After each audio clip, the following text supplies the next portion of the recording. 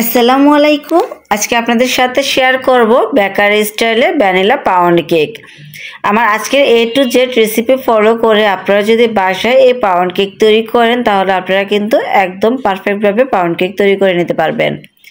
Pound cake তৈরি করার জন্য একটা স্ট্রেনারে 1 কাপ প্লাস 2 টেবিল চামচ পরিমাণে নিয়ে নিয়েছি ময়দা, হাফ টেবিল চামচ দিয়ে দিচ্ছি কর্নফ্লাওয়ার, হাফ চা চামচ বেকিং পাউডার, 1/4 চা চামচ দিয়ে দিচ্ছি বেকিং সোডা। শুকনো উপকরণগুলোকে খুব ভালোভাবে চেলে নিব। শুকনো উপকরণগুলো চেলে নেওয়া হয়ে গেলে এবার একটা হ্যান্ড উইস্ক দিয়ে ভালোভাবে মিশিয়ে নিব। শুকনো উপকরণগুলো মিশিয়ে নেওয়া হয়ে গেলে একটা সাইডে রেখে দিচ্ছি, অবশ্যই ঢাকনা দিয়ে ঢেকে রাখতে হবে। আরও একটি মিক্সিং বোলে নিয়ে নিয়েছি রুম টেম্পারেচারে থাকা 2টা ডিম। ডিম যদি ফ্রিজে থাকে তাহলে মিনিমাম 1 ঘন্টা আগে ডিমগুলোকে ফ্রিজ থেকে বের করে রুম টেম্পারেচারে এনে তারপর কেকের জন্য ব্যবহার করতে হবে। এবার এর মধ্যে দিয়ে দিয়েছি হাফ কাপ প্লাস 2 টেবিল চামচ পরিমাণে চিনি।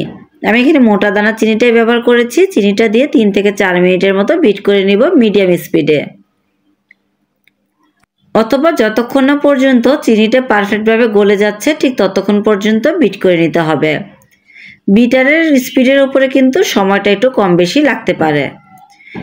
3 মিনিট বিট করে নেওয়ার পরে কিন্তু চিনিটা পারফেক্টভাবে গলে গিয়েছে। এবার এর মধ্যে দিয়ে দিয়েছি হাফ কাপ পরিমাণে রান্নার সয়াবিন তেল, হাফ চা চামচ ভ্যানিলা এসেন্স। তবে আপনাদের কাছে যদি ভ্যানিলা পাউডার থাকে সেক্ষেত্রে কিন্তু শুকনো উপকরণের সাথে পাউডারটা মিশিয়ে নিতে পারেন।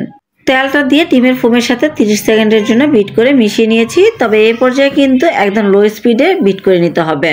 আগে থেকে চেলে রাখা শুকনো উপকরণগুলোকে 2 থেকে 3 বারে মিশিয়ে নিব। প্রথম স্টেপে শুকনো উপকরণগুলো দিয়ে একদম লো স্পিডে বিট করে নিয়েছি। এবার এর মধ্যে দিয়ে দিয়েছি 2 টেবিল চামচ পরিমাণে লিকুইড দুধ। লিকুইড দুধটা দিয়ে আবার সবকিছু মিশিয়ে নেওয়া হয়ে গেলে বাকি শুকনো উপকরণগুলো দিয়ে একদম লো স্পিডে বিট করে সবকিছু মিশিয়ে নিয়েছি। এবার বিটারের কাঠিগুলোকে তুলে নিচ্ছি আর সবকিছু ভালোভাবে মিশানো হয়েছে কিনা সেটা চেক করার জন্য আমি একটা স্প্যাচুলা ব্যবহার করব। সাইডে যে শুকনো উপকরণগুলো লেগেছিল সেগুলোকে ডিমের ফোমের সাথে খুব ভালোভাবে মিশিয়ে নিতে হবে। সবকিছু মিশিয়ে নেওয়া হয়ে গেলে এর মধ্যে দিয়ে দিচ্ছি হাফ চা চামচ পরিমাণে হোয়াইট ভিনেগার অথবা সাদা সিরকা।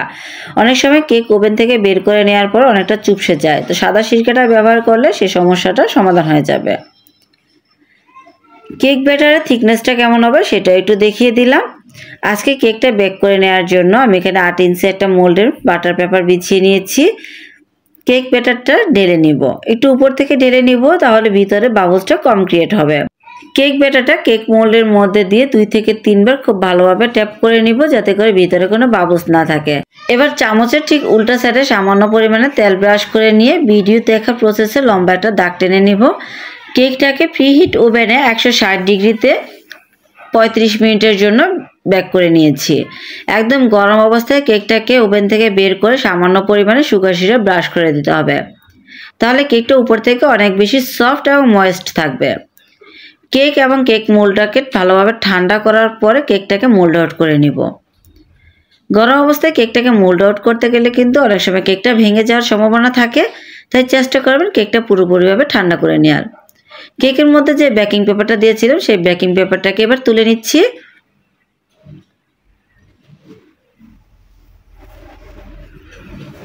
কেকটা কতটা পারফেক্ট হয়েছে সেটা কিন্তু ভিডিও স্ক্রিনে দেখিয়ে বুঝতে পারছেন। এবার কেকটাকে একটু স্লাইস করে দেখিয়ে দিচ্ছি কতটা পারফেক্ট হয়েছে আজকে পাউন্ড কেকটি।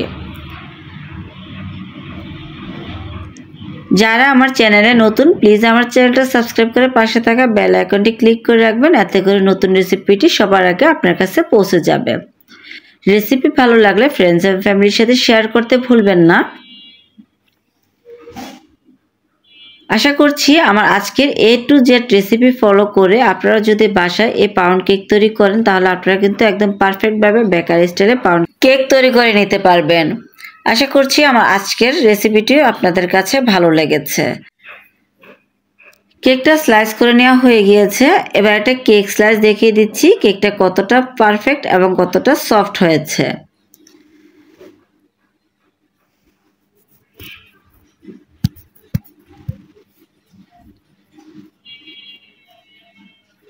আশা করছি ভিডিও স্ক্রিনে দেখে বুঝতে পারছেন কেকটা কতটা সফট হয়েছে। চলে আসবেন ইনশাআল্লাহ আবারও কোনো নতুন রেসিপি নিয়ে। সে পর্যন্ত সবাই ভালো থাকবেন, সুস্থ থাকবেন। আজকে বিদায় নিচ্ছি। আসসালামু আলাইকুম।